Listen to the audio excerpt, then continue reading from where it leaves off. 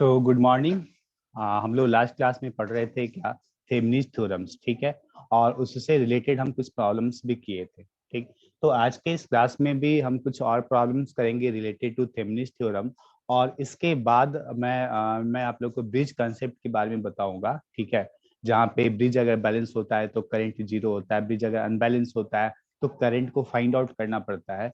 सो bridge concept को भी हम रिलेट करेंगे थेमनिज थ्योरम से, मतलब थेमनिज थ्योरम का हेल्प लेकर के हम फाइंड आउट करेंगे ब्रांच में करंट। और ये आपका एक क्वेश्चन है जिसमें कि आपको फाइंड आउट करना है थेमनिज थ्योरम, थेमनिज इक्विवेलेंट सर्किट, ठीक है। Thevenin's equivalent circuit find out करना मतलब थेमनिज इक्विवेलेंट सर्किट में आपका क्या क्या होता है, Thevenin's equivalent voltage and Thevenin's equivalent resistance, ठीक है। That means we have to find out a VTH and RTH, ठीक। तो यही है मेरा सर्किट, यही है मेरा सर्किट, और मुझे इसका फाइंड आउट करना है वीटीएच, ओपन सर्किट वोल्टेज, ठीक है। वीटीएच बोले या ओपन सर्किट वोल्टेज बोले।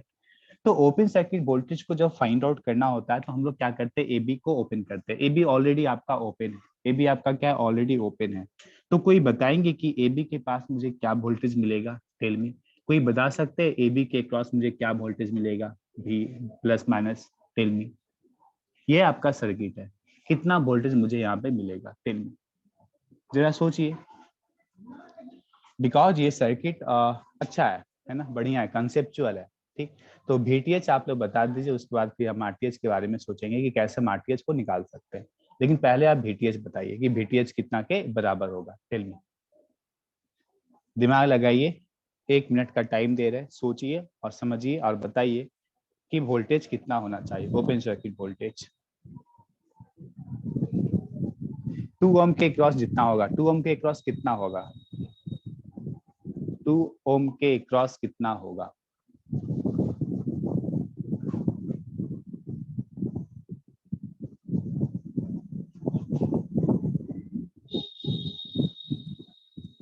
बताइए। ये बात तो सही सोच रहे हैं कि आप कि 2 ओम के क्रॉस जो वोल्टेज ड्रॉप होगा वही आपका एबी के क्रॉस होगा। तो कुछ लोग कहेंगे सर 4 ओम के क्रॉस जो होगा वही वोल्टेज होगा। कुछ लोग कहेंगे सर 2 IX के क्रॉस जो वोल्टेज होगा वही वोल्टेज होगा। तीनों ही एलिमेंट आपका पैरेलल में कनेक्टेड है, तीनों ही एलिमेंट आपका पैरेलल में कनेक्टेड है। ये वाला, ठीक है, ये वाला एंड ये वाला, तीनों एलिमेंट आपका क्या है, आपस में पैरेलल में कनेक्टेड है। क्या कोई ऐसा एलिमेंट है जो कि मुझे वोल्टेज दे रहा है अपने, मतलब उस एलिमेंट के क्रॉस, कोई भी ऐसा एलिमेंट है। मान लेते हैं कि सपोज 2 ओम है, ठीक है। तो 2 ओम से करंट कितना पास कर रहा है, IX। 2 ओम से करंट कितना पास पास कर रहा है, IX। मतलब यहाँ पे वोल्टेज मुझे मिलेगा 2 × IX, जिस केस में आपका प्लस ये होगा माइनस ये होगा, क्योंकि प्लस इससे करंट आपका इन कर रहा है यहाँ पे। लेकिन ये IX मुझे कैसे मिलेगा, IX मुझे कैसे मिलेगा, सोचना पड़ेगा इस पे, ठीक है। ये IX एक्चुअली देखा जाए तो ये 2IX है, करंट सोर्स का वैल्यू है, ठीक है।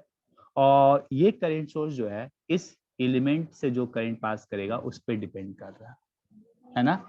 ये करंट सोर्स तब तब एक्टिवेट होगा, हम ऐसा सोच सकते हैं कि ये करंट सोर्स तब वर्क करेगा जब इस 2 ओम से करंट पास करेगा। 2 ओम से जितना करंट पास करेगा उतना इंटू 2 इस करंट सोर्स का वैल्यू होगा, बोल सकते हैं ना। तो बताइए कि 2 ओम से करंट क्या पास करेगा, कैसे पास करेगा 2 ओम से करंट। कोई ऐसा एलिमेंट है, कोई ऐसा एलिमेंट है जो इस 2 ओम से करंट को पास करा सकता है, टेल मी, यस या नो।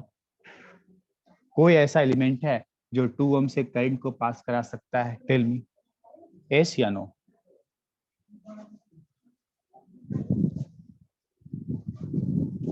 बताइए। एक्सटर्नल सोर्स लेना होगा, नहीं सोर्स है ही नहीं, एक्सटर्नल सोर्स कहाँ है। जब हम लोग वीटीएच को फाइंड आउट करने के लिए जाते हैं, तो वीटीएच को फाइंड आउट करने के लिए तो आपको कभी बताया नहीं है हम कि वहां पे आपको एक्सटर्नल सोर्स लेना पड़ेगा या कुछ भी सोर्स लेना पड़ेगा। हम वो बताए थे आरटीएच निकालने के केस में कि अगर हमारे सर्किट में डिपेंडेंट सोर्स अगर प्रेजेंट होता है तो आरटीएच निकालने के लिए हम यहाँ पे अलग से सोर्स लेते हैं। लेकिन आपका कहना बिल्कुल सही है कि सर बिना सोर्स रहे कैसे करंट यहाँ पे फ्लो होगा। कौन सा सोर्स रहे? तो इंडिपेंडेंट सोर्स रहे। बिना इंडिपेंडेंट सोर्स रहे हमारे सर्किट में मतलब इस 2 ओम में कौन करंट फ्लो कराएगा? कोई करंट फ्लो करा सकता है क्या? नहीं करंट फ्लो करा सकता है। मतलब क्या कि ये जो सर्किट है, ये जो सर्किट है बिना इंडिपेंडेंट सोर्स का मतलब डीएक्टिवेट है। हाँ डीएक्टिवेटेड है, ठीक है, एक्टिवेटेड नहीं है, क्योंकि यहाँ पे कोई सोर्स है ही नहीं। कोई सोर्स अगर होता, कोई इंडिपेंडेंट सोर्स अगर होता तो उस इंडिपेंडेंट सोर्स की वजह से इस 2 ओम में करंट पास करता, और जब ये 2 ओम में करंट पास करता तो भी जाकर के ये एक्टिवेट होता, और जब ये एक्टिवेट होता तो इसकी वजह से भी एनर्जी या पावर जो होता सप्लाई होता। लेकिन हमारे सर्किट में इस तरीके का कुछ है ही नहीं। ठीक, तो हम लोग यहाँ पे सिंपली क्या बोलेंगे, सिंपली क्या बोलेंगे कि the open circuit voltage across A B equal to 0 because no independent source are present to activate और to for the flow of current I X, for the flow of current I X. Clear? So हम लोग यहाँ पे क्या लिखेंगे, VTH is equal to VTH is equal to 0 volt. समझ में आया? बताइए कॉन्सेप्ट समझ में आया? Tell me. VTH is equal to 0 volt, बताइए।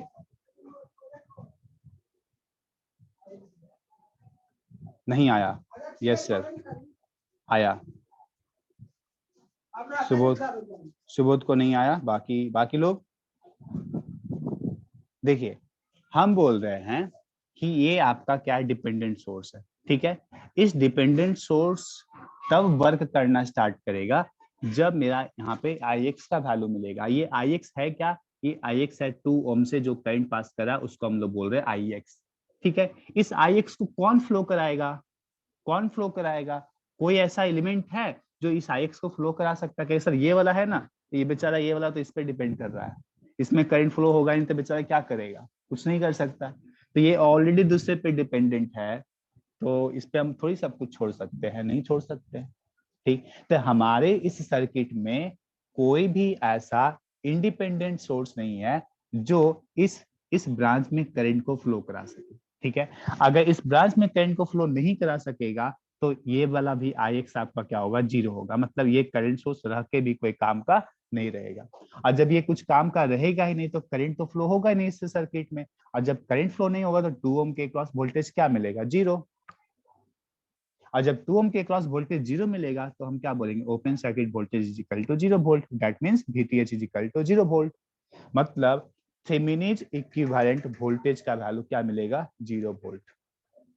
थेवेनिन इक्विवेलेंट वोल्टेज का वैल्यू क्या मिलेगा, 0 वोल्ट। समझ में आया सुबोध? बताइए। यस सब समझ में आ गया। Very good. लेकिन अब अगर सपोज मुझे RTH फाइंड आउट करना होगा तो हम लोग क्या करेंगे, हम लोग क्या करेंगे बताइए।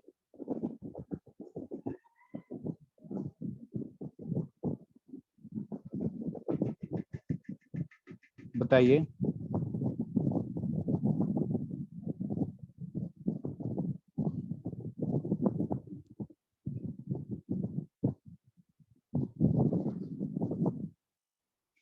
जो हम कंसेप्ट आपको बताया कि अगर हमारे सर्किट में सिर्फ और सिर्फ डिपेंडेंट सोर्स प्रेजेंट होता है, ठीक है, तो उस केस में हम लोग क्या करते हैं, इस ए बी के क्रॉस या तो वोल्टेज सोर्स नहीं तो करंट सोर्स को कनेक्ट करते हैं। तो बताइए इस कंडीशन में हम वोल्टेज सोर्स कनेक्ट करेंगे तो ज्यादा सुविधा होगा या करंट सोर्स को कनेक्ट करेंगे तो ज्यादा सुविधा होगा? Tell me. RTH को फाइंड आउट करने के लिए बताइए, करंट सोर्स लगाए तो ज्यादा बेहतर है हमारे लिए या वोल्टेज सोर्स लगाएंगे तो ज्यादा बेहतर होगा हमारे लिए? Tell me. बता चुके हम कल आपको, क्या लगाए बोलिए, और लोग भी करंट सोर्स, बोलिए। Current current source, source. Very good, very good, very good, current source हम लगाएंगे। तो हम मान लेते हैं कि आपका I इज इक्वल टू कितना है, 1 एम्पियर है, ठीक है। तो इसके क्रॉस हम लोग क्या फाइंड आउट करेंगे, वोल्टेज, ठीक है ना। मान लेते हैं कि इसके क्रॉस वोल्टेज जो है वो आपका V1, ठीक। तो यहाँ पे वोल्टेज क्या ले लेंगे, V1, या V ले लेते हैं, V1 का जरूरत नहीं है, एक ही नोड है मेरे पास, ठीक है। इसके क्रॉस वोल्टेज क्या ले लेते हैं, V, और यही वोल्टेज मेरा इस नोड पे वोल्टेज आ जाएगा, है ना, इस नोड पे वोल्टेज आ जाएगा। अब हम क्या करेंगे, KCL अप्लाई करेंगे V पे, KCL एट नोड V। ठीक है, तो अलग अलग करंट ले लेते हैं। मान लेते हैं कि आपका I1 है, ये आपका I2 है, ये इधर ले लेते हैं I3 और ये आपका I4। ठीक, तो इनकमिंग को पॉजिटिव, बाकी को निगेटिव। तो इनकमिंग कौन सा करंट है, ये आउटगोइंग है, ये भी आउटगोइंग है, ये भी आउटगोइंग है, ये आपका इनकमिंग है। तो हम लोग लिखेंगे -I1 -I2 -I3 +I4 is equal to 0। ठीक है, तो -I1 is equal to, I1 is equal to क्या मिलेगा 2ix, तो -2ix। ठीक है, -I2 क्या मिलेगा, I2 मिलेगा V/4। ठीक है, -I3 क्या मिलेगा, I3 मिलेगा V/2। कहेंगे सर Ix ऊपर था I3 नीचे, आप लिख क्या है लिए, मेरा मन, हम I3 को ऊपर ले सकते, नीचे ले सकते। नीचे लेंगे तो सुविधा होगा हमको वोल्टेज फाइंड आउट करने, मतलब इस ब्रांच में करंट फाइंड आउट करने में। क्यों, क्योंकि इसको मानेंगे हाइयर, इसको मानेंगे लोअर, तो हाइयर माइनस लोअर बाई 2। ठीक है, लेकिन अगर आप नीचे से ऊपर लेंगे तो ये हाइयर हो जाएगा, ये लोअर हो जाएगा। ठीक है ना, तो एक तरह से मानिएगा तो अच्छा होगा आपके लिए, गलती नहीं होगा। उसके बाद अगर I3 Ix को निकालना होगा इन एक दूसरे के टर्म में, तो हम लिखेंगे I3 इजिकल टू -Ix या Ix is equal to -I3। Simple, एक दूसरे का क्या है, नेगेटिव है। ठीक है, प्लस I4 कितना है 1 इजिकल टू 0। ठीक, अब देखिए Ix को रिप्लेस करना है ना, Ix को रिप्लेस करेंगे अब। ठीक है, Ix क्या है मेरा, Ix इजिकल टू -I3 है ना, Ix ऊपर है I3 नीचे है, तो Ix इजिकल टू क्या होगा -I3। तो हम लोग लिखेंगे since Ix is equal to -I3। -I3 का वैल्यू क्या है, I3 V - 0/2, तो ये हो जाएगा V - 0/2। सो क्या लिखेंगे -V/2, निकल गया ना, Ix is equal to -V/2। अब इसका वैल्यू यहाँ पे पुट कर देंगे, तो ये हो जाएगा -2 into -V/2 -V/4 -V/2 +1 is equal to 0। Clear, so solve कर लीजिए, ये 2 से 2 कैंसिल आउट हो जाएगा, माइनस माइनस प्लस हो जाएगा, तो प्लस भी और माइनस ये आपका हो जाएगा V/2 - V/4, तो मिल जाएगा V - V/4 - V/2 +1 is equal to 0। ठीक, तो V - V/2 V/2 V/2 - V/4 V/4, तो ये आ जाएगा V/4 +1 is equal to 0। Therefore V is equal to -4 volt. V is equal to क्या मिला, -4 वोल्ट। अब बताइए, therefore RTH is equal to V/I, है ना, तो V का वैल्यू -4, I का value 1, so that is equal to -4 ohm. RTH क्या मिला मेरे को, -4 ओम। क्लियर, क्या ये निकाला हुआ सही है, यस या नो, क्या ये निकाला हुआ सही है, यस या नो, बताइए। बार बार आप लोगों को कंफ्यूज करते हैं ना क्वेश्चन दे करके, इस सारे निगेटिव मिला, आप पूछ रहे हैं मेरे से कि निगेटिव ये आपका सही है या गलत।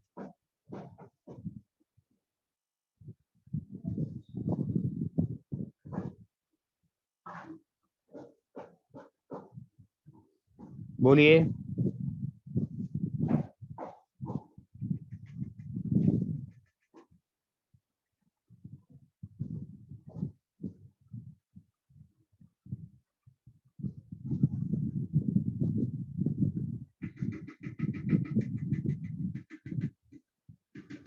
नहीं, क्यों गलत है रीना, क्यों ये गलत है।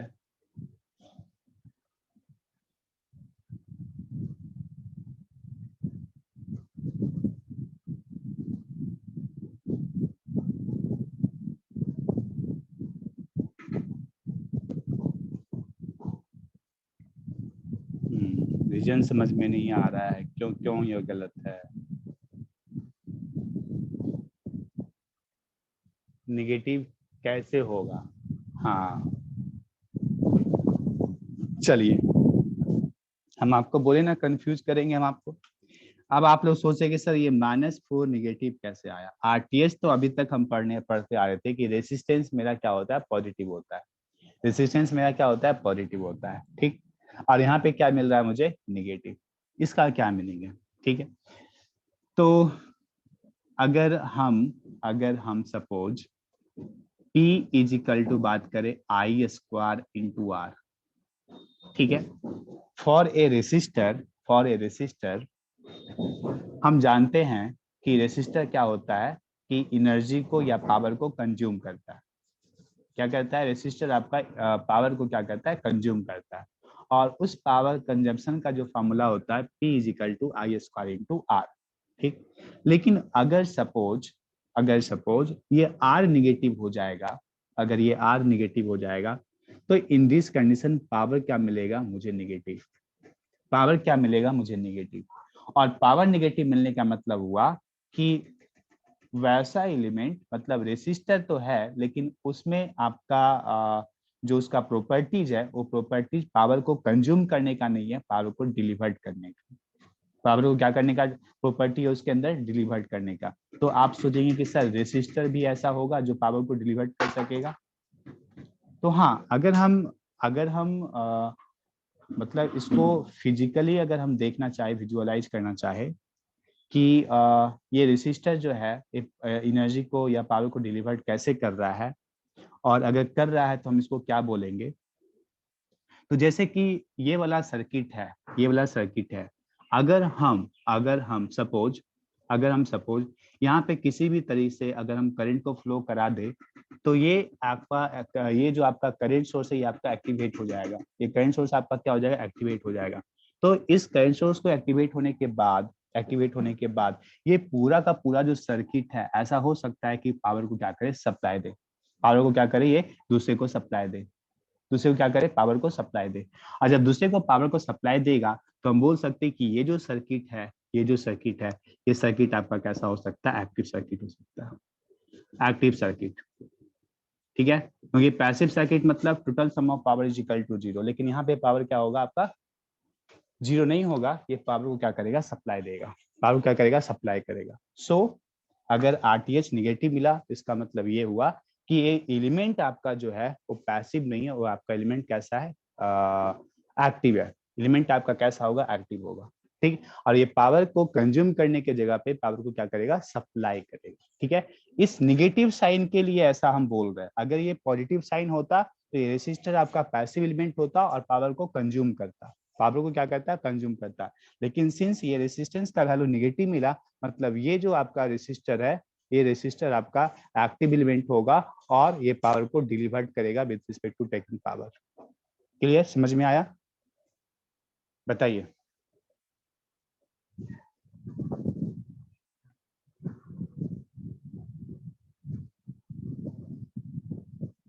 Very good. तो इसीलिए हम ये क्वेश्चन को दिए थे ताकि आप लोग को ये भी कंसेप्ट समझ में आए। और जब हम पावर को डिस्क्राइब कर रहे थे, एक्सप्लेन कर रहे थे, तो वहाँ पे हम इसकी चर्चा किए थे। ठीक है, आप लोग एक बार उस वीडियो को रिवाइज करके जाइए, एक बार रिवाइज कर लीजिएगा, देख लीजिएगा कि हम वहाँ पे क्या बात बोले थे। ठीक है ना? चलिए अब हम लोग आते हैं नेक्स्ट कॉन्सेप्ट के ऊपर, ब्रिज कॉन्सेप्ट। क्योंकि अभी तक हम ब्रिज वाला कोई सर्किट नहीं बताए, ठीक है ना। आप लोग थर्ड सेमेस्टर में पढ़े होंगे ब्रिज वाला सर्किट, और शायद आपको बहुत स्टार्टिंग में पढ़ा दिया गया होगा, और शायद आपको बताया गया होगा कि अगर ब्रिज बैलेंस होगा तो करेंट का वैल्यू जीरो होगा इन द मिडिल ब्रांच। लेकिन अगर ब्रिज बैलेंस नहीं होगा तो उस केस में मिडिल ब्रांच में करंट आपका जीरो नहीं होता है। और शायद आपको करंट निकालने के लिए नहीं बताया गया होगा कि कैसे करंट हम निकालते हैं, या अगर बताया भी होगा तो बहुत लंबा चौड़ा प्रोसेस के साथ बताया गया होगा। ठीक है। सो ब्रिज कॉन्सेप्ट देखिए, इसको हम कितना सिंपल में हम लोग इसको सॉल्व करेंगे थ्रू थेवेनिस थ्योरम। ठीक है। तो ब्रिज मेरा कब कहलाता है? तो देखिए, अगर इस तरीके का रहेगा आपका सर्किट,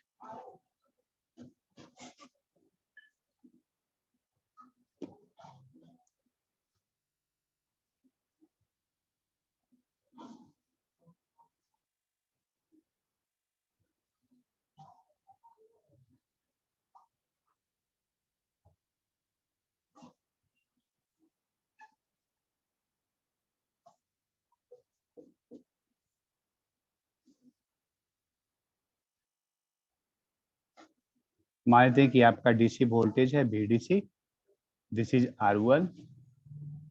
उसके अकॉर्डिंग ही चलते हैं हम लोग ताकि आपको कॉपी करने में सुविधा हो। R1, R2, R3, R4 and this is R5, this is R5। ठीक है, तो केस वन हम लोग लेते हैं।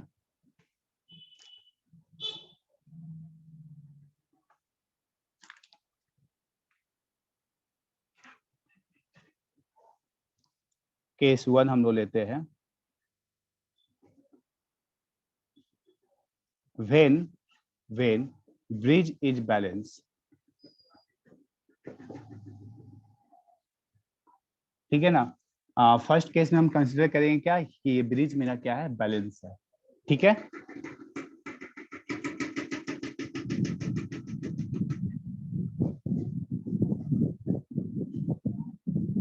क्लियर ना। चलिए,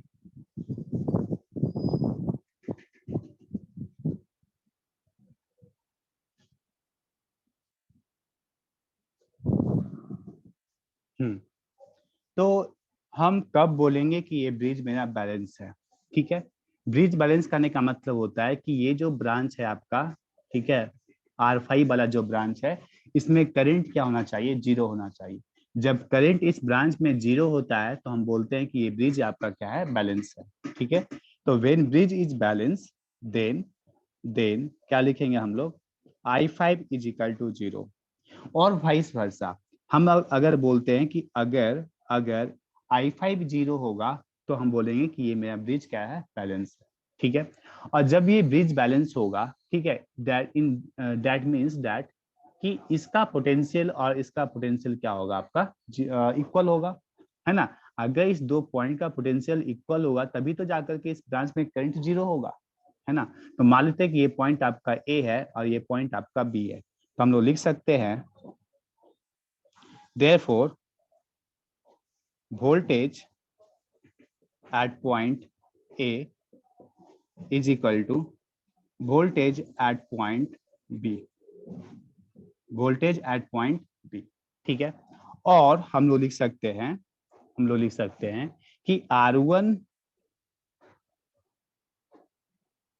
by R3 is equal to R2 by R4।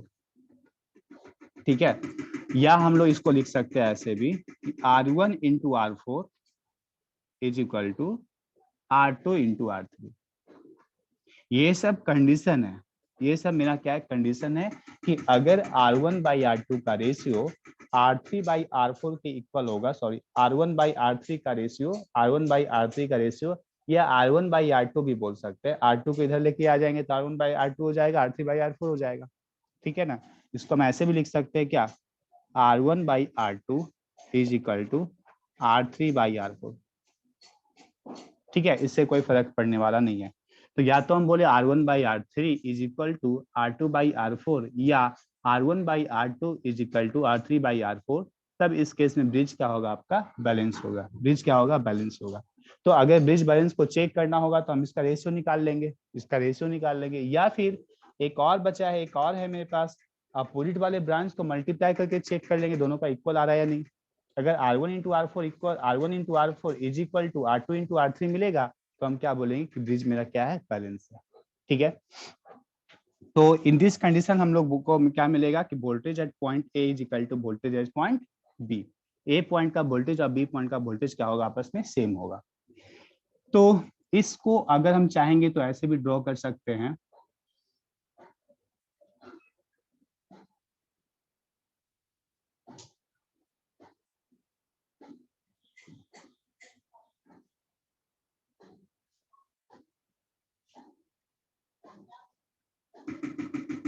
Plus minus, ठीक है, VDC ए बी, चलिए इसको मानते हैं C, इसको मानते हैं D। तो C और D, ये पॉइंट आपको मान लेते हैं C, ये पॉइंट मान लेते हैं D। ठीक है, और ये पॉइंट आपका A और ये पॉइंट आपका B। क्या तो इस दोनों पॉइंट का पोटेंशियल क्या है, जीरो, सॉरी इस दोनों का पॉइंट का पोटेंशियल क्या है, इक्वल, मतलब यहाँ पे करंट आपका क्या होगा, यहाँ पे करंट आपका क्या होगा, इक्वल टू जीरो होगा, इक्वल टू क्या होगा, जीरो होगा कि नहीं। तो हम इसको क्या कर देंगे, ओपन कर सकते हैं, क्योंकि यहाँ पे करंट आपका क्या होगा, zero, I5 is equal to zero, कर सकते हैं ना, बताइए।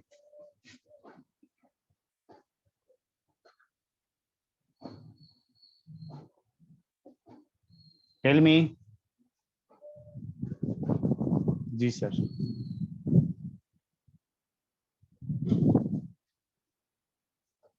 Now voltage at point A अगर आपसे पूछेगा तो कैसे निकालेंगे, कैसे निकालेंगे वोल्टेज एट पॉइंट ए, और कैसे निकालेंगे वोल्टेज एट पॉइंट बी, कैसे निकालेंगे, टेल मी। अगर सपोज वोल्टेज एट पॉइंट ए निकालना है फॉर एग्जांपल, ठीक है, तो मान लेते हैं कि R1 और R2 दोनों ही रेसिस्टर आपका किसके क्रॉस कनेक्टेड है, VDC के क्रॉस कनेक्टेड है ना, दोनों ही रेसिस्टर आपका किसके क्रॉस कनेक्टेड है, VDC के क्रॉस कनेक्टेड है, ये R1 और ये आपका R2, ठीक, और ये है पॉइंट आपका ए, ये है पॉइंट आपका ए। तो अगर हमको voltage at point A find out करना होगा तो वो कितना के इक्वल होगा, tell me. Voltage at point A find out करना होगा तो कितना के इक्वल होगा, बताइए।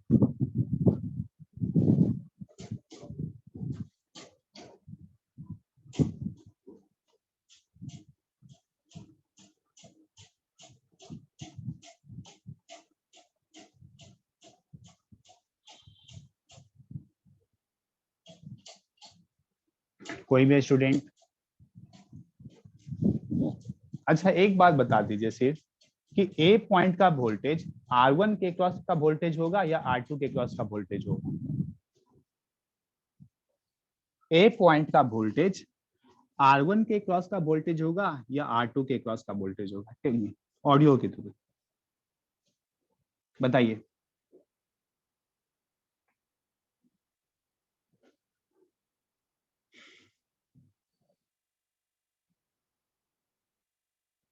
बताइए। R1 के क्रॉस।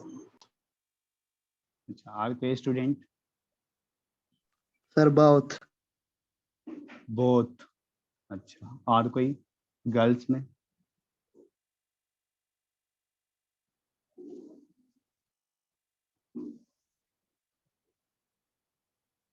Tell me.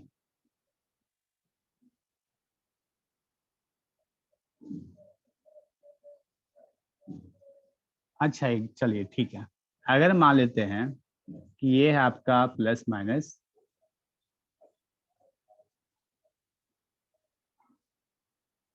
ये आपका सपोज 5 वोल्ट है, ये 2 ओम है और ये आपका 3 ओम है, ठीक है। तो बताइए कि इस पॉइंट का वोल्टेज कितना होगा, V is equal to what, tell मी।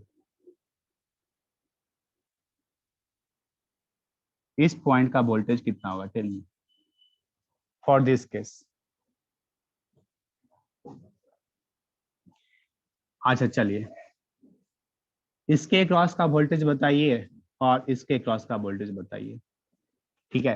2 ओम के क्रॉस कितना वोल्टेज होगा और 3 ओम के क्रॉस कितना वोल्टेज होगा, टेल मी।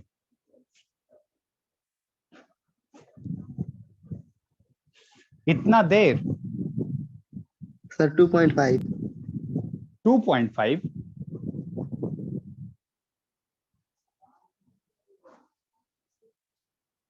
बहुत कंडीशन खराब है। सर 2 ओम के क्रॉस 2 वोल्ट। 2 ओम के cross 2 volt, very good, plus minus 2 volt. और 3 ओम के cross 3 volt. Okay very good. तो अब बताइए इस V का वैल्यू हम क्या लेंगे, कितना के इक्वल होगा, टेल मी। अच्छा अगर हम ये बोलते हैं भी, सपोज जैसे कि नोड रहता था मेरे पास, ठीक है, मेरे पास नोड रहता था यहाँ पे ऐसे, तो इस नोड पे वोल्टेज मानते थे भी, तो इस भी को वोल्टेज मानने के लिए हमको एक रेफरेंस पकड़ना पड़ता था, वो रेफरेंस नीचे था या कहीं और जगह पे, किस किस पॉइंट के रिस्पेक्ट में हम यहाँ पे वोल्टेज भी बोलते थे, बताइए। ग्राउंड। ग्राउंड के रिस्पेक्ट में। तो यहाँ पे तो बताइए, तो ग्राउंड ऊपर है या ग्राउंड नीचे? नीचे है। नीचे है। तो ये जो वोल्टेज है, ये वोल्टेज का जो वैल्यू होगा वो with respect to this point होगा या with respect to this point होगा? नीचे वाला या ऊपर वाला? नीचे वाला। नीचे वाला। तो नीचे वाला जब करेंगे तो कितना वोल्टेज मिलेगा मेरे को? 2 वोल्ट मिलेगा कि 3 वोल्ट मिलेगा?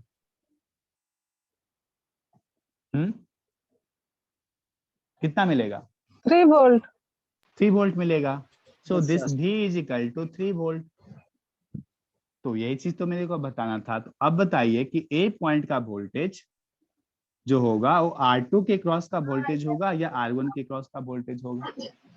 R2 के क्रॉस। R2 के क्रॉस का वोल्टेज होगा। तो हम लोग लिख सकते हैं वोल्टेज एट पॉइंट ए, कहने का मतलब हुआ वोल्टेज अक्रॉस R2। ठीक है ना? वोल्टेज ड्रॉप अक्रॉस R2, है ना? तो इस स्टेटमेंट को अगर हम फिर से लिखना चाहेंगे तो लिख सकते हैं voltage across R2 is equal to voltage drop across, ज्यादा सटीक होगा। Voltage drop across R2 is equal to voltage drop across R, A point का वोल्टेज मतलब R2 के क्रॉस का वोल्टेज, बी पॉइंट का वोल्टेज मतलब R4 के क्रॉस का वोल्टेज। तो यहाँ पे क्या लिखेंगे? R4, है ना? अब एक चीज और बता दीजिए बस, ये जो आपको 3 वोल्ट मिला वो 3 वोल्ट किसके क्रॉस का वोल्टेज है? 3 ओम के क्रॉस का वोल्टेज है। मतलब ए पॉइंट के पे जो वोल्टेज है वो R2 के क्रॉस का वोल्टेज है। ठीक। इस 3 वोल्ट को हम लोग एक और तरीके से फाइंड आउट कर सकते हैं। एक और तरीका क्या हो सकता है कि ये टोटल वोल्टेज में से अगर हम 2 वोल्ट माइनस कर दे, टोटल वोल्टेज में से 2 वोल्ट अगर माइनस कर दे तो 3 वोल्ट मिल जाएगा। मिलेगा कि नहीं? तो वोल्टेज ड्रॉप अक्रॉस R2 जो होगा इसको हम लोग लिख सकते हैं टोटल वोल्टेज, या टोटल वोल्टेज यहाँ पे क्या है? VDC minus voltage drop across, क्या लिखेंगे? R1। Voltage drop across R1 is equal to R4 के क्रॉस का वोल्टेज मतलब total voltage minus voltage drop across R3 minus voltage drop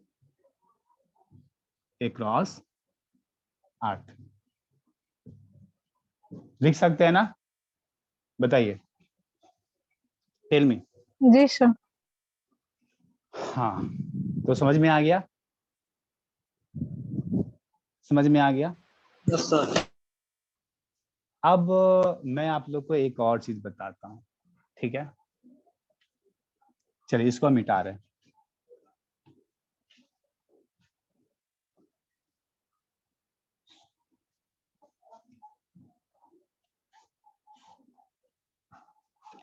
इसी सर्किट में हम बोल रहे हैं कि ए और बी का जो वोल्टेज है वो क्या है? आपका सेम है ना? वोल्टेज ए और बी का value, voltage at point A and voltage at point B आपका क्या है? दोनों का सेम है। तभी तो आपका करंट यहाँ पे 0 हो रहा है। करंट आपका क्या मिल रहा है? यहाँ पे 0 मिल रहा है। Clear? Understand? Yes, sir. Yes sir. ठीक है। तो अगर आप एक बात बताइए कि ये पॉइंट आपका ए है, ये पॉइंट आपका बी है, ठीक है?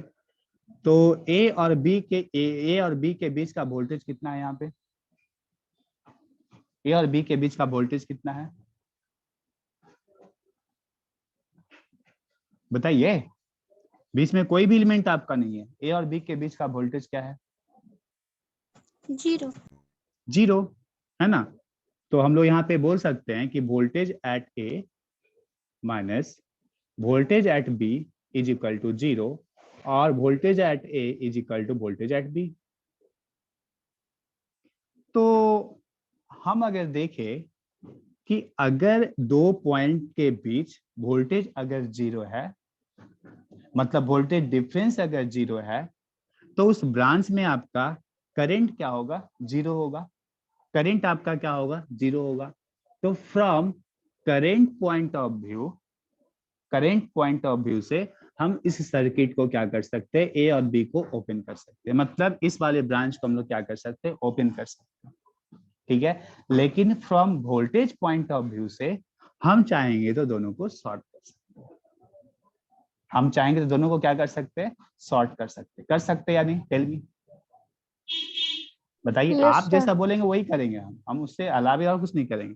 बस मैं शॉर्ट आपको कर सकते समझा रहा हैं। हूँ, कर सकते हैं। ठीक है, मतलब हम चाहेंगे तो ए और बी को शॉर्ट भी कर सकते हैं, ए और बी को क्या कर सकते हैं, शॉर्ट भी कर सकते हैं। ठीक है, क्यों शॉर्ट कर रहे हैं, क्योंकि ये दोनों पॉइंट के बीच वोल्टेज क्या है, सेम है। अब वोल्टेज सेम करने का मतलब दोनों के बीच कोई वोल्टेज डिफरेंस है ही नहीं, तो हम तो इसको शॉर्ट भी कर सकते हैं। कौन रोक सकता है मुझे, कोई रोक सकता है क्या? ठीक है, तो हम चाहेंगे तो ए और बी को शॉर्ट भी कर सकते हैं। क्लियर, क्लियर, समझ में आया? तो this is the very very important concept for you. ठीक है, जो कि आपको कहीं दूसरे जगह कहीं पे नहीं बताया जाएगा, इस तरीके का कंसेप्ट। आई चैलेंज, सभी लोग इसको ओपन करते हैं, सभी लोग इसको ओपन करते हैं, मैं इसको ओपन और शॉर्ट दोनों ही करूंगा। ठीक है, this is R1, this is R2, this is R3 and this is R4। समझ में आया? But here in this branch current क्या होगा, 0। ठीक है, I5 इज इक्वल टू 0, मतलब यहाँ से जो करंट आएगा वो करंट यहाँ चला जाएगा, यहाँ से जो करंट आएगा यहाँ चला जाएगा। बात समझ में आया? यस या no? This will help you a lot. ठीक है, ये आपको बहुत हेल्प करेगा, लेकिन अभी आपको ऐसा लग रहा है कि कुछ नहीं है, ओपन करो शॉर्ट करो, क्या दिक्कत है, लेकिन हो सकता है आपको ये वाला कंसेप्ट आपको बहुत हेल्प करे। ठीक है, क्योंकि देखने में भले ये छोटा लगता है, लेकिन बहुत ही कंसेप्चुअल है ये सब चीज, जिसके बारे में लोग सोचते ही नहीं है। ठीक है ना? तो पिछली बार के नोट्स में मैंने इसको सिर्फ और सिर्फ ओपन किया है, बट आप लोग इसको भी आप लोग उसमें ऐड कर लेंगे। ठीक है ना?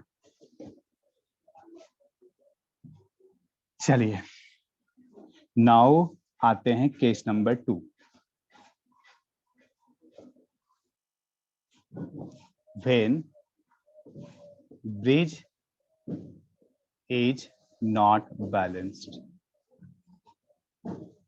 ठीक है, तो आप बताइए कि अगर ब्रिज बैलेंस नहीं होगा तो इन दिस कंडीशन करंट I5 जो होगा वो आपका नॉट इक्वल टू 0 होगा, क्योंकि हम आपको बताए कि ब्रिज बैलेंस करने का मतलब हुआ कि I5 से करंट क्या होना चाहिए, 0 होना चाहिए। ठीक, और I5 से करंट 0 होगा मतलब A और B के बीच का वोल्टेज क्या होगा, 0 होगा, मतलब A और B का वोल्टेज आपस में इक्वल होगा। लेकिन अगर ब्रिज मेरा बैलेंस नहीं होता है, अनबैलेंस होगा, so in this condition current I5 आपका नॉट इक्वल टू 0 होगा, नॉट इक्वल टू 0 होगा। और करंट अगर I5 नॉट इक्वल टू 0 होगा, दैट मीन्स A पॉइंट का वोल्टेज और B पॉइंट का वोल्टेज एक दूसरे से डिफरेंट होगा। ठीक है, तो हम लोग यहाँ पे बोल सकते हैं therefore voltage at point A is not equal to voltage at point B। ठीक है, या कंडीशन हम लोग बोल सकते हैं R1 by R2 is not equal to R3 by R4, और हम लोग बोल सकते हैं यहाँ से R1 into R4 is not equal to R2 into R3। Clear? तो कंडीशन अगर मुझे चेक करना होगा कि ये ब्रिज बैलेंस है या नहीं, तो हम लोग क्या करेंगे, अपोजिट वाले ब्रांच को मल्टीप्लाई करके देख लेंगे आपस में इक्वल आ रहा है या नहीं। अगर इक्वल आ जाएगा तो बैलेंस हो जाएगा, अगर अनइक्वल आएगा तो अनबैलेंस होगा, अनइक्वल आएगा तो क्या होगा, अनबैलेंस होगा। ठीक है, तो अब सवाल आता है कि अगर ब्रिज मेरा अनबैलेंस हुआ, अगर ब्रिज मेरा अनबैलेंस हुआ, तो इस ब्रांच में हम लोग करंट को अगर फाइंड आउट करना होगा तो कैसे फाइंड आउट करें। ठीक है, क्योंकि ब्रिज अगर बैलेंस है तो उसमें तो कुछ करना ही नहीं, ये ब्रांच आपका हट ही गया। ठीक है, उसके बाद R1 R2 दोनों सीरीज में आ गया। ठीक है, हम R1 R2 के क्रॉस वोल्टेज ले सकते हैं, VDC करंट निकाल सकते हैं हम लोग। ठीक है, मतलब ब्रिज बैलेंस है तो आप जो भी ब्रांच में करंट निकालने के लिए बोलेगा आप आसानी से कैलकुलेट कर लेंगे। लेकिन अगर ब्रिज अनबैलेंस है तो R5 में करंट निकालना बहुत ही थोड़ा सा डिफिकल्ट है। ठीक, तो यहाँ पे हम आपको हेल्प लेंगे किसका, थेवेनिन्स थ्योरम का हेल्प लेंगे। ठीक है, और उसका हेल्प लेकर के हम लोग R5 में करंट बहुत ही आसानी से फाइंड आउट करेंगे। बात समझ में आया? बात समझ में आया?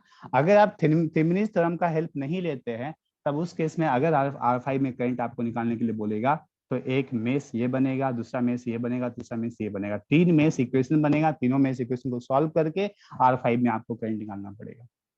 मतलब आपको 3 वेरिएबल्स का इक्वेशन सॉल्व करना पड़ेगा। बट मुझे उससे बचना है तो क्या करेंगे हम लोग, थेवेनिन्स थ्योरम को अप्लाई करेंगे।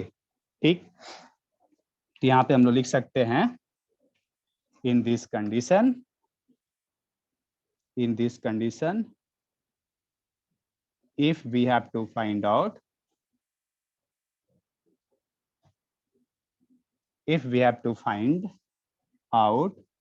I5 then use Thevenin's theorem।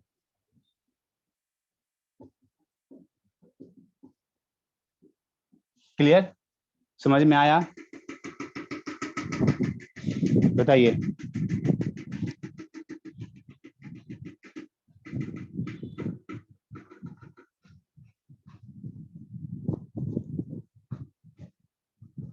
Yes sir.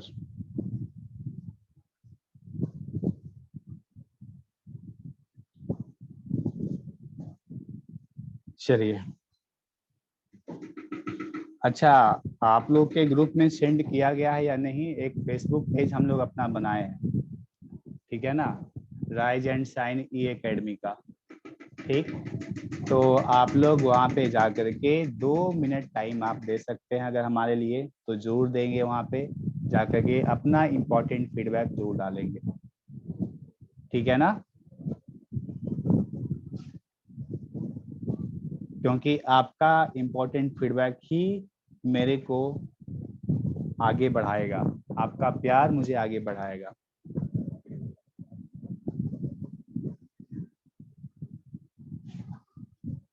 अच्छा आप लोग का ठीक है, हम ग्रुप बना देंगे फाइनली। चलिए चलो, कोई बात नहीं, जितने स्टूडेंट हैं उतने का ही हम बना देंगे। और दूसरा इम्पोर्टेंट बात कि जो हम लोग का प्ले स्टोर पे जो एप्लीकेशन है, ठीक, उस एप्लीकेशन पे भी आप अपना इम्पोर्टेंट फीडबैक जरूर देंगे with comments. I do not want only rating, ठीक है, I also want your comments, ठीक है ना? आपका मुझे सिर्फ रेटिंग नहीं चाहिए, मुझे आपका कमेंट्स भी चाहिए। और कमेंट्स आप अपने लैंग्वेज में दीजिए, कोई जरूरी नहीं है कि आप इंग्लिश में ही लिखिए। इंग्लिश नहीं आता है, हिंदी लिखने आता है, हिंदी में ही लिख दीजिए जैसे व्हाट्सएप पे मैसेज किया जाता है, ठीक है? वही बाकी स्टूडेंट को हेल्प करेगा हमारे इस इंस्टीट्यूट के बारे में जानने का, ठीक है? चलिए, तो हम लोग अब इसको क्या करेंगे, थेवेनिन्स थ्योरम से सॉल्व करेंगे, I5 को कैलकुलेट करेंगे। तो प्रॉब्लम के साथ डिस्कशन करते हैं हम लोग, ज्यादा बेहतर होगा।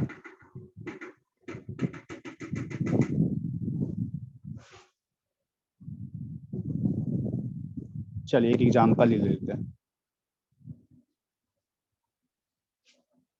एग्जांपल,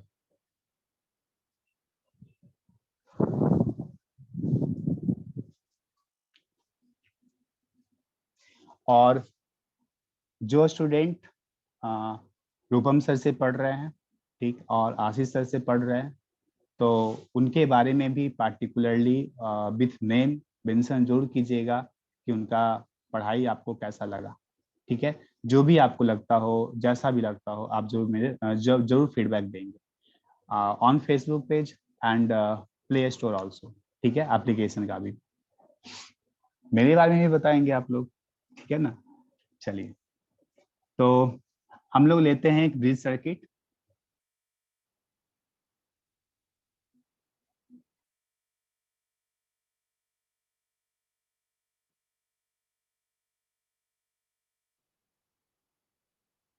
कुछ और अगर आपको एडिशनल चाहिए हो तो जरूर उसमें लिखिएगा, जरूर बताइएगा हम लोग को।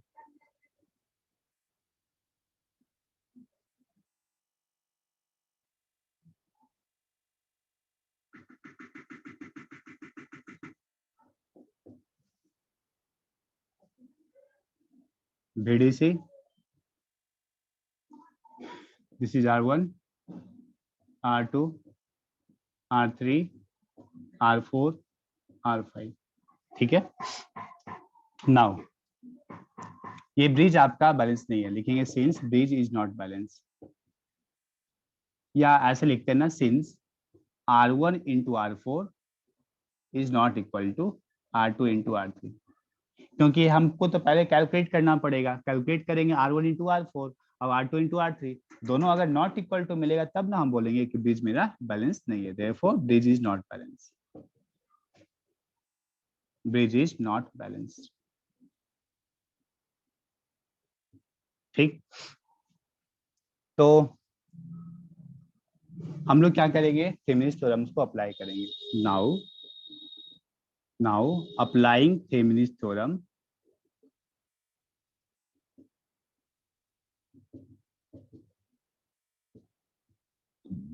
to find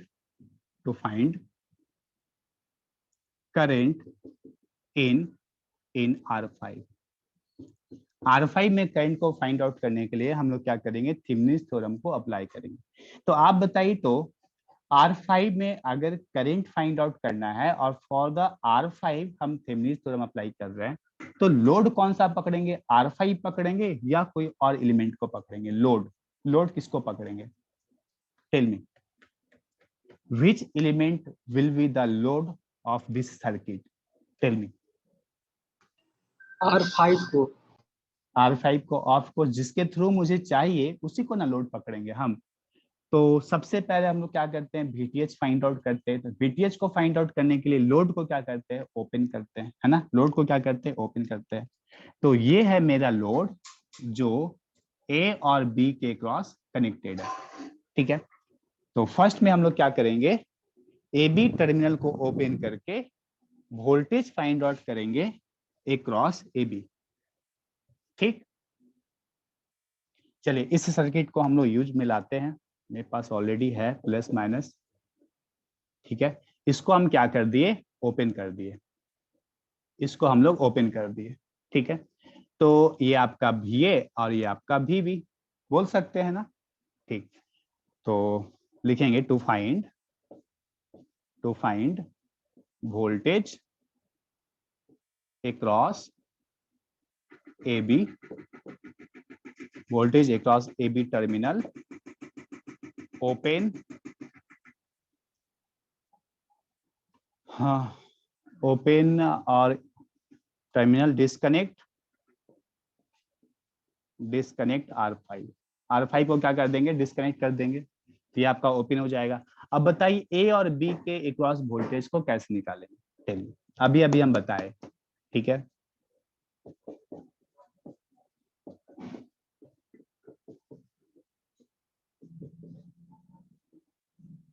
VAB मुझे फाइंड आउट करना है, तो VAB का वैल्यू या तो VA माइनस V हो सकता है, VA माइनस VB हो सकता है, या फिर VB माइनस V हो सकता है, क्योंकि मुझे नहीं पता कि A पॉइंट का पोटेंशियल ज्यादा है या B पॉइंट का पोटेंशियल ज्यादा है। अगर सपोज A पॉइंट का पोटेंशियल ज्यादा है तो ये आपका प्लस होगा, ये आपका माइनस होगा। अगर B पॉइंट का पोटेंशियल ज्यादा है तो B आपका प्लस होगा, A आपका माइनस होगा। लेट अस एज्यूम कि A पॉइंट का पोटेंशियल ज्यादा है। ठीक है, तो VAB को हम क्या लिखेंगे, VA माइनस VB लिखेंगे। ठीक है, VAB को क्या लिखेंगे, VA माइनस VB। अब बताइए VA का वोल्टेज कैसे निकालेंगे हम लोग, VA का वोल्टेज कैसे निकालेंगे, अभी अभी हम बताए थे इसके पहले वाले केस में। VA का वोल्टेज कैसे निकालेंगे, VA का वोल्टेज किसके क्रॉस का वोल्टेज होगा, टेल मी, ऑडियो में बताइए ना।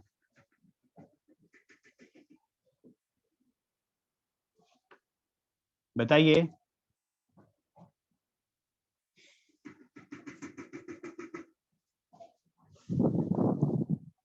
अभी बताए, भूल गए आप लोग।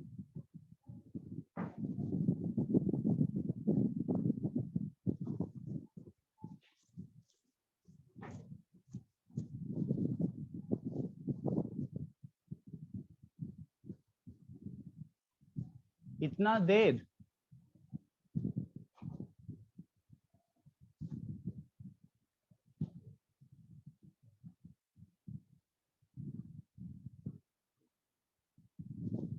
B A is equal to B B, ये कैसे?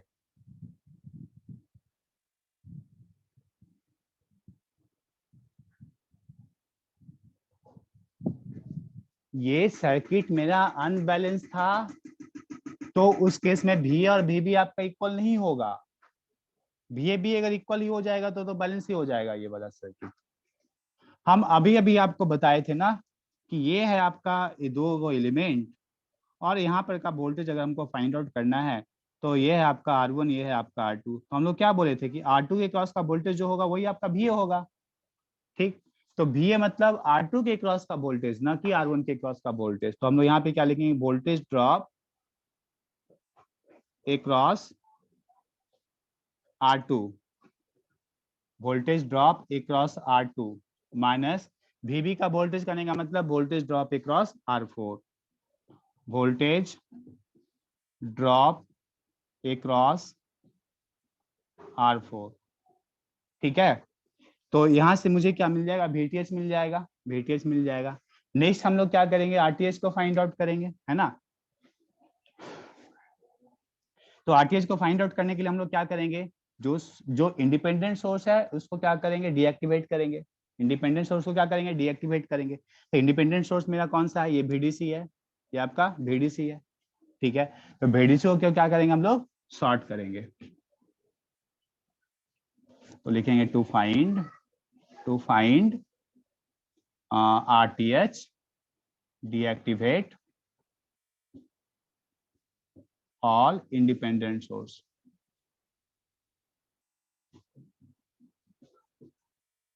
इंडिपेंडेंट सोर्सेस तो डीएक्टिवेट करेंगे तो क्या होगा बताइए, इसके क्रॉस तो हमको निकालना ही है।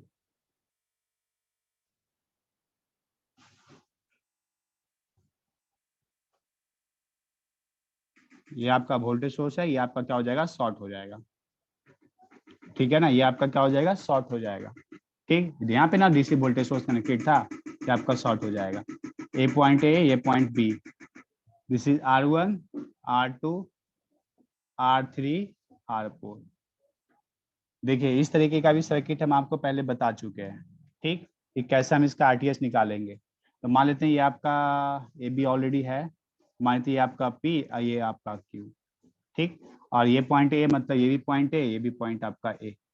ठीक, अब देखिए पी और क्यू एक्चुअली आपका सॉर्टेड है, तो इसको हम क्या बोल सकते हैं, मेरा पी ही होगा, ये मेरा क्या होगा, पी ही होगा। ठीक है, पी पॉइंट दोनों सॉर्टेड है। अब ए और पी के बीच में R1 और ए पी के बीच में R2 कनेक्टेड है। ठीक, तो हम लोग लिख सकते हैं, सॉरी ए नहीं, यहाँ पे बी, यहाँ पे बी, ए और पी के बीच में R1, ए और पी के बीच में R2, ऐसे करते हैं।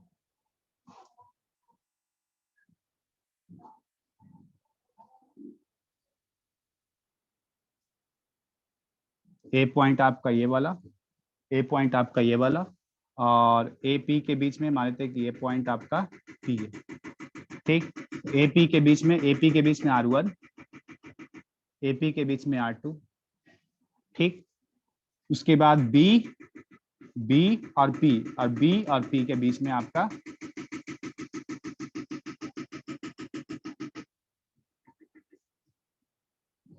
ये आपका बी हो गया। ठीक है, बी और पी के बीच में, बी और पी के बीच में R3, और बी और पी के बीच में R4 कनेक्टेड है। ठीक, तो अब बताइए ए और बी के बीच अगर इक्विवेलेंट रेजिस्टेंस फाइंड आउट करना होगा, ए और बी के बीच में इक्विवेलेंट रेजिस्टेंस फाइंड आउट करना होगा, RTH, तो क्या बोलेंगे हम लोग, कैसे निकालेंगे। तो R1 R2 पैरेलल में है, तो R1 parallel with R2, R1 parallel with R2 plus plus B और पी के बीच में R4 और R3 पैरेलल में है, तो R3 parallel with R4।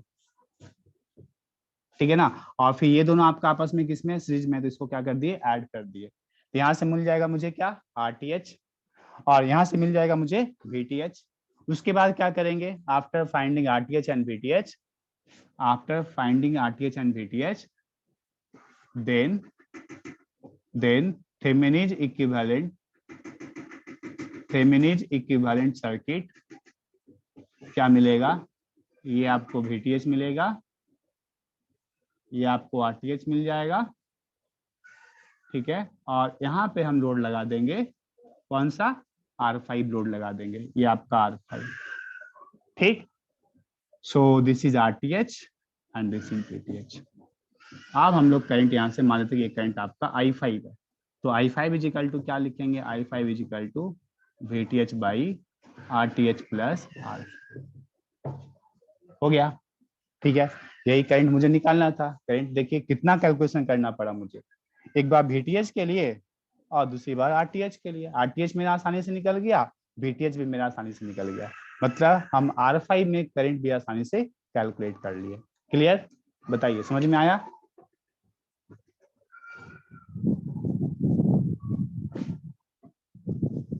Tell me.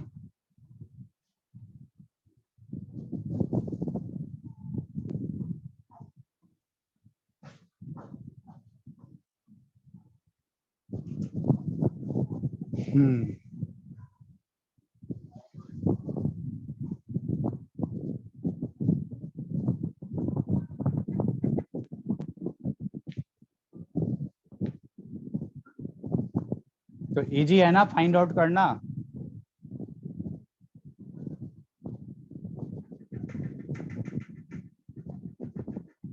यही वाला स्टेप आपको करना है। जब R1, R2, R3, R4, R5 का वैल्यू दिया हुआ होगा तो आपको सेम स्टेप परफॉर्म करना है।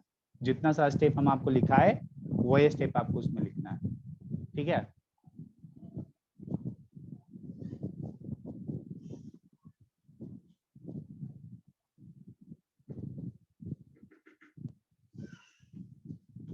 समझ गए ना?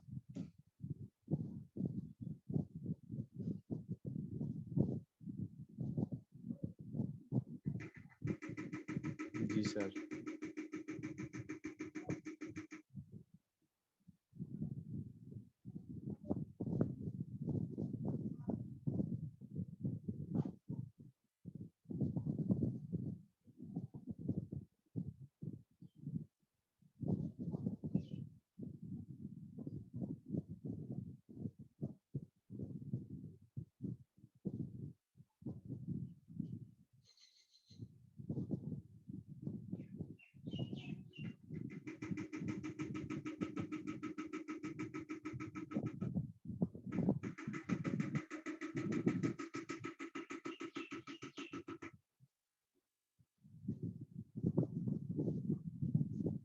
सुपरपोजिशन थ्योरम क्यों अप्लाई करेंगे विवेक? सुपरपोजिशन थ्योरम कब अप्लाई करते हैं? जब हम लोग के पास एक से ज्यादा नंबर ऑफ सोर्सेस प्रेजेंट होता है। मेरे पास तो सिर्फ एक ही सोर्स प्रेजेंट है।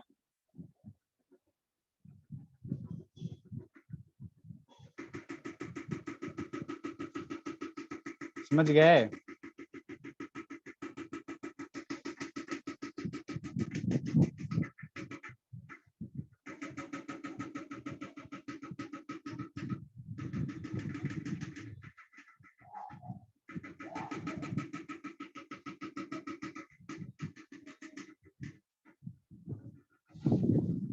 चलिए आप एक प्रॉब्लम हम आप लोग को देते हैं, ठीक है।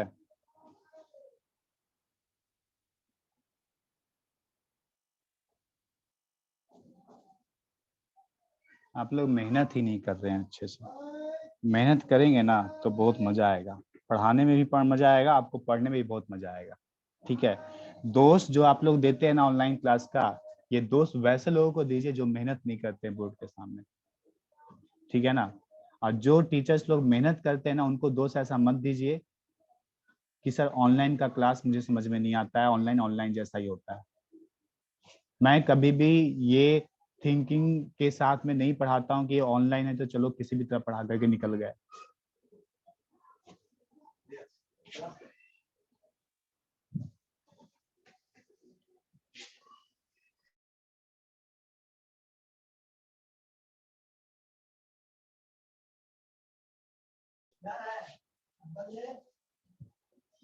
तो आप लोग मेहनत कीजिए। अगर आप मोबाइल को सामने में रख करके बस मेरे के फोटो को देखेंगे स्क्रीन को देखेंगे तो उससे कुछ नहीं फायदा होने वाला।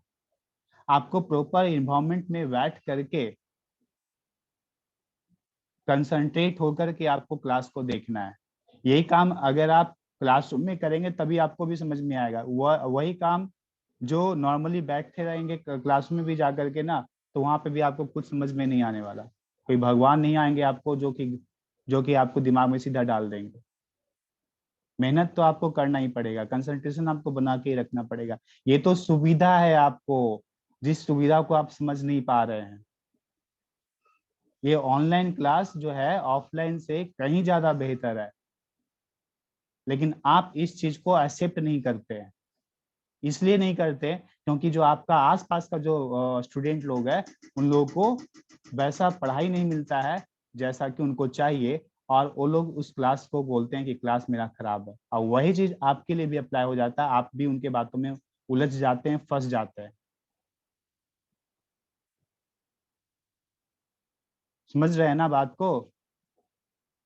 आप जब बड़े होंगे ना, तब इस चीज का रियलाइज होगा कि जो हम क्लास जाने में आधा घंटा, फिर जाने के बाद आने में आधा घंटा, मतलब 1-2 घंटा जो है क्लास को आने जाने में, और रेडी होके भी तो जाना है, मतलब थोड़ा सा फेस वॉश लगाना है, फिर बाल झाड़ना है, ये सब तो करके भी तो जाना है। नहीं तो वहां पे तो जाएंगे तो लगेंगे कि बकलोल जैसा, तो उसमें भी आपको आधा घंटा लगेगा। फिर जब आप क्लास से आएंगे घर पे तो थक जाएंगे, थोड़ा देर रेस्ट करेंगे, उसमें भी आधा घंटा लगेगा। तो आधा आधा घंटा करके बताइए बताइए कि कितना टाइम जो है आपका चला जाएगा एक क्लास को अटेंड करने के लिए, ऑफलाइन क्लास को अटेंड करने के लिए। बहुत सारा टाइम आपका वेस्ट होगा। लेकिन यहाँ पे आपका कितना टाइम वेस्ट होता है? ना कहीं जाने का टेंशन, ना वहां से आने का टेंशन, ना आपको फ्रेश होने का टेंशन कि फ्रेश होकर के एकदम फेस वॉश लगा करके बैठेंगे, ऐसा तो नहीं। तो आप इस चीज का फायदा उठाइए, आप बिल्कुल फायदा उठाइए, और मेहनत जितना करना चाहिए उतना मेहनत कीजिए आप। ठीक है, क्योंकि अगर अभी आप मेहनत नहीं करेंगे ना, सिलेबस आगे निकल जाएगा, अगला सेमेस्टर पहुंच जाएगा, फिर आपको रियलाइज होगा कि जा, हम तो प्रैक्टिस किए ही नहीं थे। सर पढ़ाए तो थे लेकिन हम प्रैक्टिस ही नहीं किए थे। ठीक, तो आप लोग प्रैक्टिस कीजिए। ये चैप्टर खत्म होने पे है, मैं आपको बार बार स्टार्टिंग से ही बोल रहा हूँ कि मेहनत कीजिए, प्रैक्टिस कीजिए, क्वेश्चन को जितना हो सकता है क्वेश्चन को सॉल्व कीजिए। नहीं बनता है हम बताने के लिए भी रेडी हैं। एक क्लास लगेगा मुझे उस क्वेश्चन को बताने के लिए, लेकिन उससे आपको क्या फायदा होगा कि जितना सारा क्वेश्चन आपको मिलेगा इन फ्यूचर, सारा का सारा क्वेश्चन आपको सॉल्व हो जाएगा। तो मेरा अगर एक क्लास हम आपको दे भी देते हैं क्वेश्चन के ऊपर, आफ्टर प्रैक्टिसिंग यू, आपको प्रैक्टिस करने के बाद, तो मेरा ना नुकसान होगा, उससे ज्यादा फायदा आपका हो जाएगा। मेरा कुछ भी नुकसान नहीं, मेरा तो फायदा ही होगा कि हम जो पढ़ाए आपको सब गेन कर लिए उस चीज को। अब वैरायटी वैरायटी क्वेश्चन, अब वैरायटी वैरायटी कंसेप्ट हम आपको लोग को देते हैं। ठीक है, ये इसीलिए देते हैं ताकि क्वेश्चन जब आपको मिले तो आपको वहां पे दिमाग भी आपका काम करेगी कैसे क्वेश्चन को सॉल्व करना है। लेकिन अगर आप बेसिक बेसिक चीजों में गलती करेंगे, क्लास के नोट्स को रिवाइज नहीं करेंगे, तो आपको दिक्कत तो होगा ही। नॉर्मल क्वेश्चन, सिंपल क्वेश्चन भी बनाने में दिक्कत होगा, और जो दिक्कत आपको थर्ड सेमेस्टर से यह होते आ रहा है। ठीक है, सो मैं सबसे पहले यही कहूंगा कि आप मेरा प्रॉब्लम पहले प्रैक्टिस कीजिए, जितना हो सकता है 2 बार 3 बार, बार बार एक चीज को देखिए। अब तो आपको रिकॉर्डेड वीडियो भी आपके पास है, अगर कहीं पे समझ में नहीं आ रहा है वीडियो को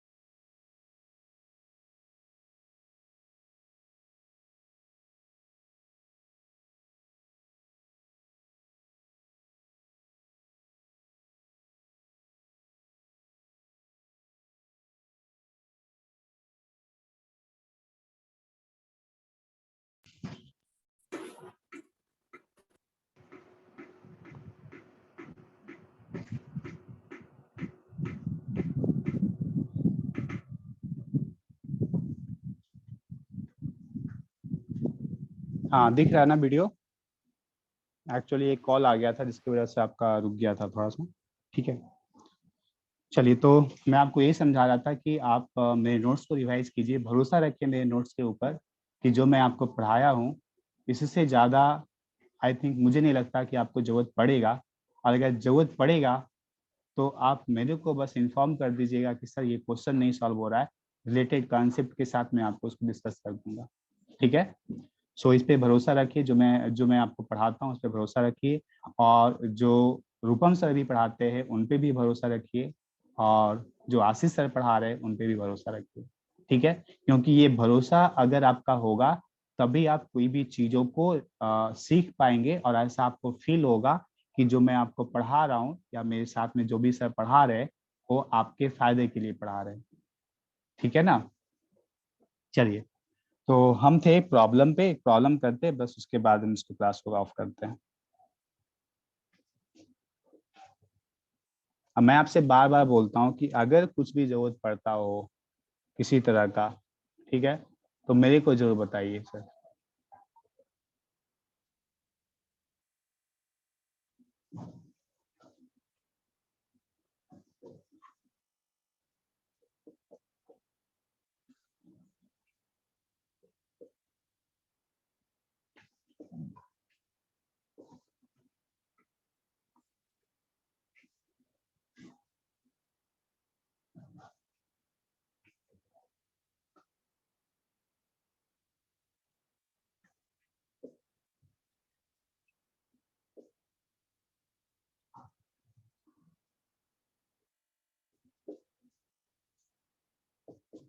फाइंड आई, आई को फाइंड आउट करना है, बताइए आई का वैल्यू क्या होगा, टेल मी।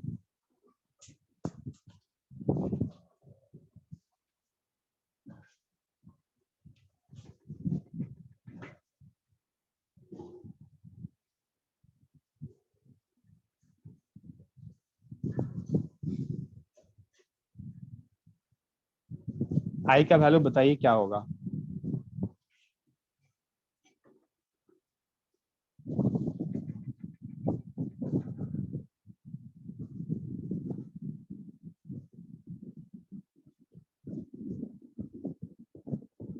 कोई भी स्टूडेंट?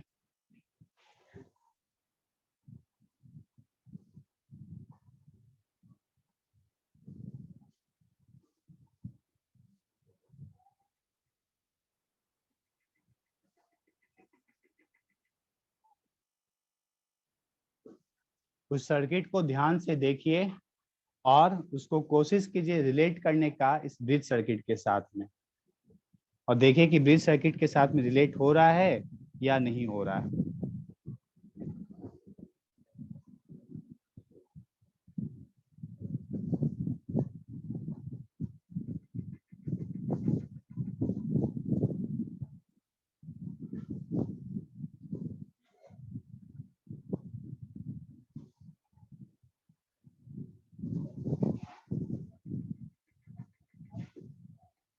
आई 0 होगा सर।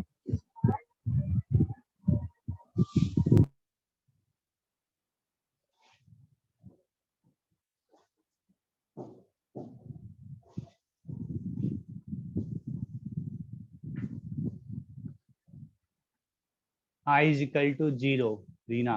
ओके, और कोई आंसर?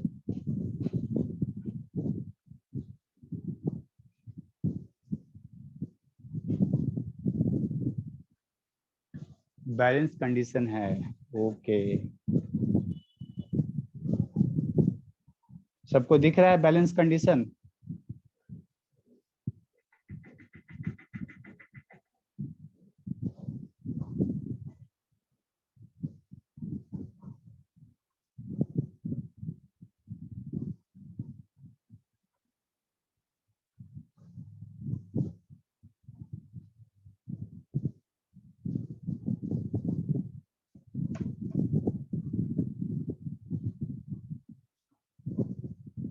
देखिए इधर,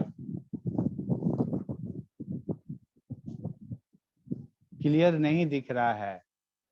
देखिए हम क्लियर दिखाते हैं। यही बिना ब्रिज सर्किट है ना, वोल्टेज सोर्स है।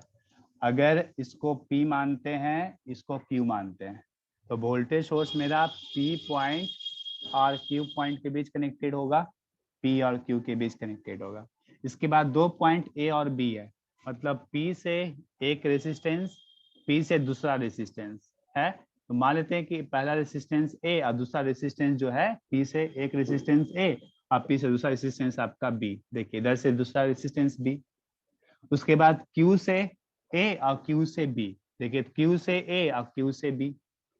ठीक, तो इसी सर्किट को अगर हम ब्रिज के फॉर्म में अगर दिखाना चाहेंगे तो इसको हम इस तरीके से दिखा सकते हैं।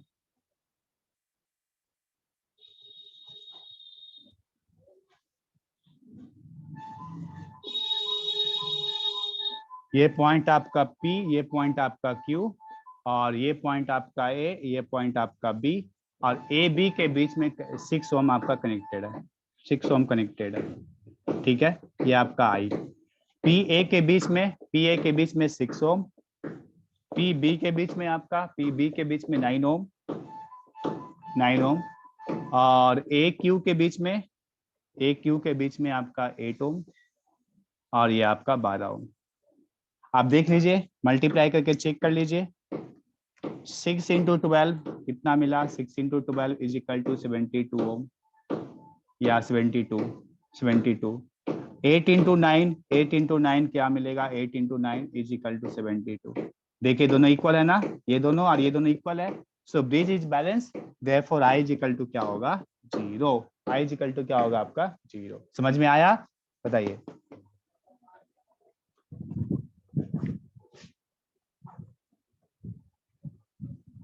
आज के क्लास का रिकॉर्डिंग हम यहीं पे ऑफ करते हैं।